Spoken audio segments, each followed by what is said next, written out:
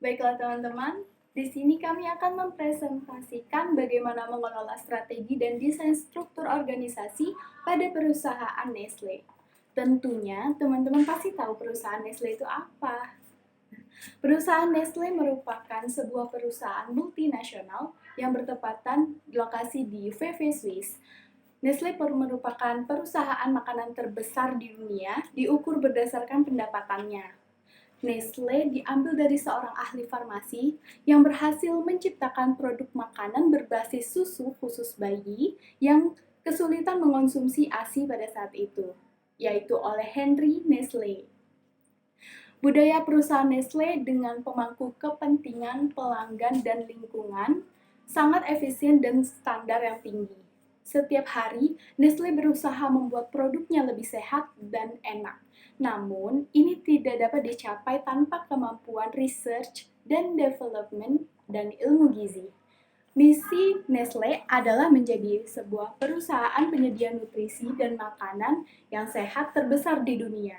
Slogan mereka adalah Good Food, Good Life.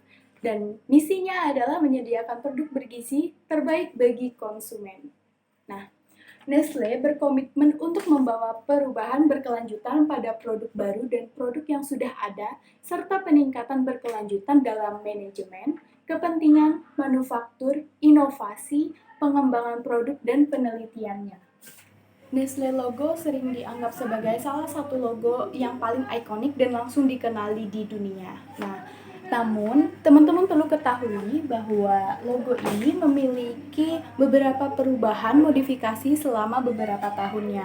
Dimulai dari yang pertama kali bisa dilihat, logo pada tahun didirikannya 1868 dan kemudian mengalami perubahan di 1875, kemudian mengalami perubahan lagi di tahun 1938, kemudian di tahun 1966, dan yang saat ini dari 1988 hingga saat ini. Adapun keunggulan kompetitif dan strategi kompetitif pada perusahaan Nestle. Nah, keunggulan kompetitifnya yang dihasilkan oleh berbagai keunggulan yang sulit ditiru pada seluruh rantai nilai yang dihasilkan dalam puluhan tahun. Nestle ini telah menetapkan corporate intranet pada tahun 1997 yang tujuannya mendukung 5 kegiatan bisnis, yaitu purchasing, marketing, Business Intelligence, Teknologi, dan Manajemen, Sumber Daya Manusia. Corporate Intranet ini dikenal dengan Nestle Intranet Kit Assistant atau Nikita.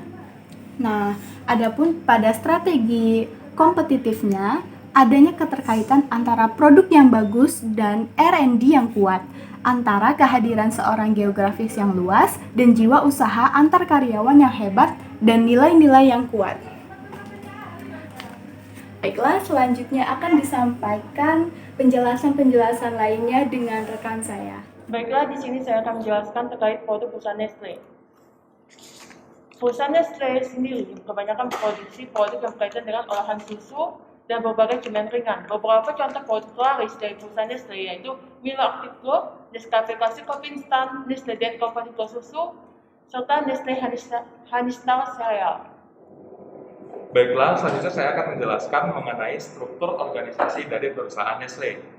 Perusahaan Nestle dipimpin oleh seorang managing director yang mengepalai dari beberapa unit yang ada di perusahaan, seperti Finance dan Admin Manager, Financial Control, Legal, Plant Manager, General Service, HR Manager, Human Resource Executive, Corporate Affairs Officer, Training Executive, Factory Manager, Engineering Manager, Quality Assurance Manager, General Service, Supply Chain Manager, Purchasing Manager, Distribution Manager, Information System Manager, Customer Service Manager, Business Excellence Manager Execute, dan Demand and Supply Planning Manager. Oke, selanjutnya saya akan menjelaskan tentang desain organisasi tradisional dari perusahaan Nestle. Nestle Company adalah organisasi terdesentralisasi yang diatur menurut struktur matriks. Struktur matriks merupakan organisasi proyek gabungan dan struktur organisasi fungsional dan struktur organisasi divisional.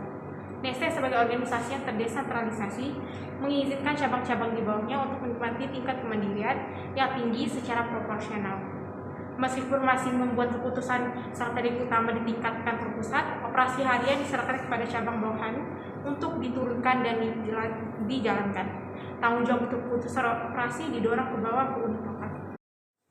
Selanjutnya, struktur mekanistik perusahaan Nestle dibagi menjadi dua, yaitu struktur organisasi di kantor pusat dan struktur organisasi di setiap pabrik. Dari struktur organisasi ini, perusahaan Nestle Indonesia menggunakan struktur organisasi birokrasi atau mekanistik. Dengan struktur organisasi ini, PT Nestle Indonesia mempunyai wewenang desentralisasi, akuntabilitas, dan pertanggungjawaban. Dengan kemampuan utamanya terletak pada kekuatannya atau kemampuannya menjalankan kegiatan secara efisien dengan pengelompokan berbagai bidang keahlian dalam masing-masing departemen fungsionalnya. Baik, selanjutnya adalah 6 manajemen strategi yang dimiliki oleh perusahaan Nestle. Yang pertama, berikan kursi depan untuk ide Anda dan letakkan sumbernya di belakang. Kesehatan dan kesejahteraan seorang pemimpin. Yang kedua, periksa peluang dalam tren dan perubahan. Yang ketiga, hargai konsumen Anda. Yang keempat, tempatkan pemangku kepentingan dan konsumen Anda terlibat. Yang kelima, pastikan koneksinya semakin dalam dengan konsumen. Dan yang keenam, orang yang tepat dan kepemimpinan yang tepat untuk kepemimpinan.